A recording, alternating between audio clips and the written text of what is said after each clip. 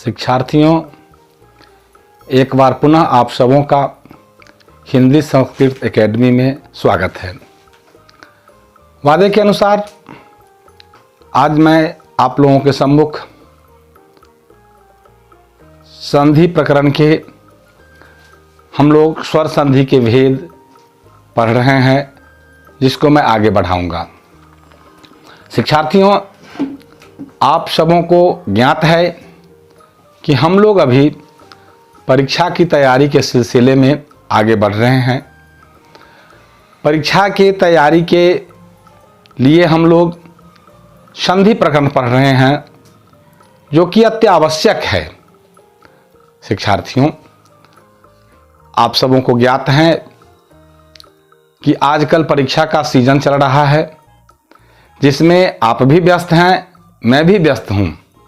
इसलिए आपके सामने आने में थोड़ा समय लग जाता है, लेकिन कुछ दिनों की बात है जब आप भी फुर्सत में होंगे, हम भी फुर्सत में होंगे, तो नित्य प्रति हम आपके सम्मुख होंगे और प्रतिदिन हम लोग पढ़ेंगे। शिक्षार्थियों, आप लोग नियत समय से निश्चित रूप से इस वीडियो को देखें, ताकि आप सबों को पूर्णतः समझ में आ जाए। आप लोग शुरू से अंत तक निश्चित रूप से इस वीडियो को देखेंगे। देखने से कुछ लाभ प्राप्त होगा, यही मेरी मेहनत का फल होगा। मैं आपसे आग्रह करता हूं कि आप लोग शुरू से अंत तक जो मैं प्रयास करता हूं इसको देखें, तब आपको समझ में आएगा, और जब समझ में आएगा आप स्वयं इसको करने लगेंगे। चलिए, वादे के अनुसार आज पुनः एक बार मैं आपको संधि प्रकरण के स्वर संधि के भेद की ओर ले चलता हूं। आपको ज्ञात है कि हम लोग पढ़ चुके हैं, संधि में स्वर संधि के 5 भेद होते हैं: दीर्घ संधि, गुण संधि, वृद्धि संधि, यन संधि और अयादि संधि। मैं पिछली बार आप सबों को दीर्घ संधि के बारे में विस्तृत से बता चुका हूं। अब मैं आप सम्मुख गुण संधि के बारे में बतलाने का प्रयास करता हूं। आप देखें जो गुण कैसे हो जाता है।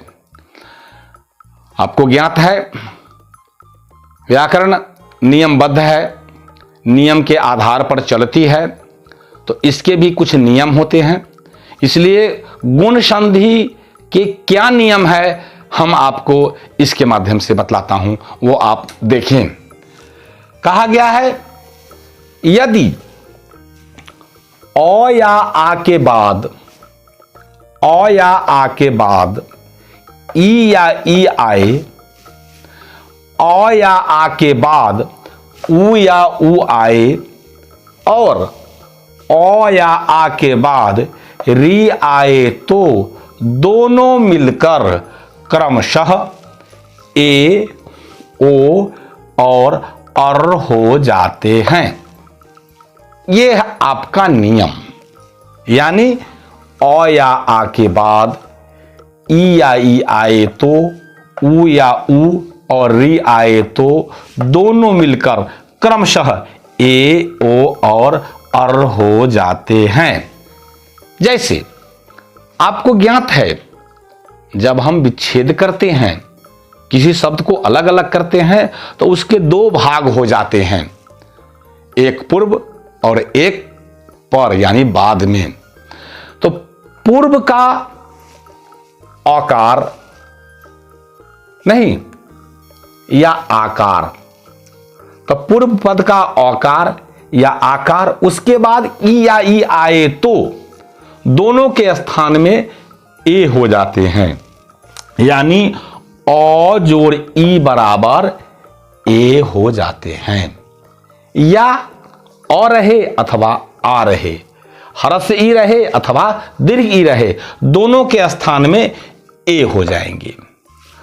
अ आ के बाद यदि ऊ या ऊ रहे तो दोनों मिलकर ओ हो जाते हैं। यानी औ जोर ऊ बराबर ऊ, या आ जोर ऊ बराबर ओ। इसी तरह औ आ के बाद यदि री या री आए तो दोनों मिलकर औ या आ जोर री बराबर अर हो जाता है। यही सामान्य नियम है। अब कैसे हो जाते हैं उसको हम लोग विस्तृत रूप से कुछ उदाहरण के माध्यम से समझते हैं, क्योंकि यह व्याकरण बिना परिभाषा और उदाहरण के अधूरा रहता है।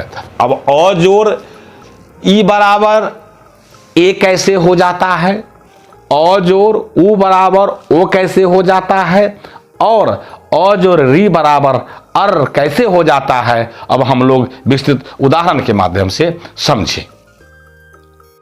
शिक्षार्थियों, अब इसको विस्तृत रूप से आप देखें और आप इसको अपने स्तर से, एक उदाहरण मैं बतलाता हूं, अनेक उदाहरण आप स्वयं बना के देखें जो कैसे परिवर्तित हो जाता है। जरा आप देखें, आप पढ़ चुके हैं अ जोड़ ई बराबर ए। अ जोड़ ई बराबर ए होता है। उसका उदाहरण देव जोड़ इंद्र। देव का औकार, इंद्र का ईकार, दोनों मिलके ए हो गए, तो देव जोड़ इंद्र बराबर देवेंद्र। अ जोड़ ई बराबर ए, तो देव जोड़ इंद्र बराबर देवेंद्र। उसी तरह अ जोड़ ई दीर्घ ई बराबर ए, यानी देव जोड़ ईस। देव का औकार, ईस का ईकार, दोनों के स्थान में ए हो गए, तो देव जोड़ ईस बराबर देवेश। उसी तरह आ जोड़ ई बराबर ए, जैसे महाजोड़ इंद्र, महा का आकार, इंद्र का ईकार, दोनों मिलके हो गया ए, तो हो गया महाजोड़ इंद्र बराबर महेंद्र। उसी तरह अ जोड़ ऊ बराबर ओ। अब अ जोड़ ऊ बराबर ओ, यानी चंद्र जोड़ उदय। चंद्र का औकार, उदय का ओकार, दोनों के स्थान में ओ हो गया। पढ़ चुके हैं आप, अ जोड़ ऊ बराबर ओ, तो चंद्र जोड़ उदय बराबर चंद्रोदय। उसी तरह अगर आप बनाते हैं सूर्य जोड़ उदय, तो सूर्योदय हो जाएगा। अब आगे अ जोड़ ऊ बराबर ओ, यानी समुद्र जोड़ ऊर्मी। समुद्र का औकार, उर्मी का ऊकार, दोनों के स्थान में ओ हो गया, तो हो गया समुद्र जोड़ उर्मी बराबर समुद्रोर्मी। शिक्षार्थियों, आ जोड़ ऊ बराबर ओ, यानी महाजोड़ उत्सव। आप महा का आकार, उत्सव का ऊकार, दोनों के स्थान में ओ हो गया, तो महाजोड़ उत्सव बराबर है महोत्सव। उसी तरह आ जोड़ ऊ बराबर ओ, यानी गंगा जोड़ ऊर्मी। गंगा का आकार, ऊर्मी का ऊकार, दोनों के स्थान में ओ हो गया, तो हो गया गंगा जोड़ ऊर्मी गंगोर्मी। उसी तरह अ जोड़ री बराबर अर। आप पढ़ चुके हैं। अ जोर री बराबर अर होता है, यानी देव जोर ऋषि। देव का अकार, ऋषि का ऋकार, दोनों के स्थान में अर हो गया, तो हो गया देव जोर ऋषि, देवर्षि। उसी तरह आ जोर री बराबर अर, यानी महा जोर ऋषि, यानी महा का आकार, ऋषि का ऋकार, दोनों के स्थान में अर हुआ, तो हुआ महाजोर ऋषि बराबर महर्षि। शिक्षार्थियों, अब मैं कुछ उदाहरण आप लोगों को देता हूं। आप लोग इस सूत्र के आधार पर अनेक उदाहरण बना सकते हैं, वाक्य शब्द का निर्माण कर सकते हैं। आप बोलने में, लिखने में अधिक से अधिक संधि विच्छेद का प्रयोग करें, ताकि आपका जो वाक्य बने, आपका जो मुंह से उच्चारण हो, वह सुंदर लगे। संधि विच्छेद का यही मतलब है, जो वाक्य की सुंदरता को बढ़ा देती है। तो आप जब तक इसका गहन अध्ययन नहीं करेंगे, उसको आप अपने वाणी के रूप में या लिखने के रूप में व्यक्त नहीं करेंगे, तब तक सफलता मुश्किल है। इसलिए आप सबों से मैं यह बार बार कहता हूं कि आप नियम के आधार पर एक आप अपने अभ्यास पुस्तिका बनाएं, जिसमें आप एक अभ्यास पर बहुत से प्रश्न बना सकते हैं। बनाने के बाद आपको क्या हो जाएगा, यह स्मरण हो जाएगा। चूंकि यह व्याकरण आपको शुरू से अंत तक पढ़ना ही है। अभी आप अनेक प्रतियोगिता परीक्षा में देंगे, जिसमें आपको व्याकरण की आवश्यकता पड़ेगी। और जो प्रकरण आप पढ़ रहे हैं, वो कभी छूटने वाला नहीं है। इसमें से हर एक प्रतियोगिता परीक्षा हो, आपकी कक्षा की परीक्षा हो, सबों में कुछ न कुछ प्रश्न रहते ही हैं। इसलिए मैं आपसे बार बार निवेदन करता हूं, आग्रह करता हूं कि आप इसको मन से पढ़ें। और अगर यह वीडियो आपको अच्छी लगती हो, तो अपने साथियों को भी पढ़ने के लिए प्रेरित करें, ताकि आप भी जानें और आगे भी जानें लोग। मेरा यह प्रयास अगर आपको अच्छा लगता है, तो इसको आप लोग आगे बढ़ाने का काम करें। मैं इसी तरह आप लोगों के सम्मुख बराबर नए वीडियो और नए तरीके से पढ़ाने का, अभ्यास कराने का प्रयास करूंगा।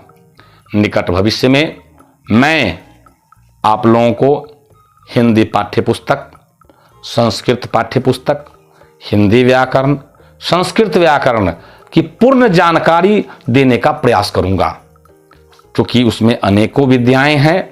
पहले हम लोग व्याकरण इसलिए पढ़ते हैं ताकि व्याकरण में निपुणता के बाद ही आपको पाठ्यपुस्तक पढ़ने में आनंद आएगा। आप उसका अर्थ समझ जाएंगे, कहाँ संधि हुआ है, कहाँ विच्छेद हुआ है, कहाँ समास है, कहाँ मुहावरा है, कहाँ लोकोक्तियां हैं। जब तक आप व्याकरण नहीं पढ़ेंगे, तब तक आपको इसका ज्ञात नहीं होगा। इसलिए मैं आपको कुछ दिन और व्याकरण की तरफ ले चलूंगा, उसके बाद मैं आपको पाठ्यपुस्तक भी पढ़ाऊंगा। इसी के साथ आप सबों का इस चैनल पे को देखने के लिए धन्यवाद।